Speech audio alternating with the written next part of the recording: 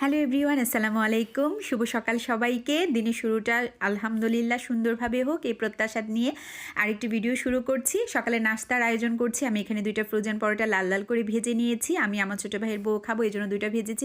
দুইটা ডিম পোস্ট করে নিলাম, হাফ পোস্ট করে নেব একটু লবণ দিয়ে। আমি হাফ পোস্ট দিয়ে ডিম খেতে পছন্দ করি। তো আমাদের নাস্তা রেডি। এই যে দেখেন কি সুন্দর করে তুলে নিয়েছি। বাচ্চাদেরকে স্কুলে দিয়ে আসার সময় বাজার করে নিয়ে আসছি।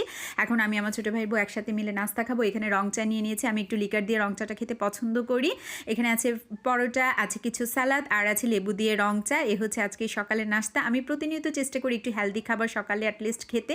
সারাদিন কিছু খাই বা না খাই, সকালে একটা হেলদি ব্রেকফাস্ট মাস্ট দরকার সবাই স্বাস্থ্যের জন্য, এবং শরীর স্বাস্থ্য মন দুটোটাই ভালো থাকে।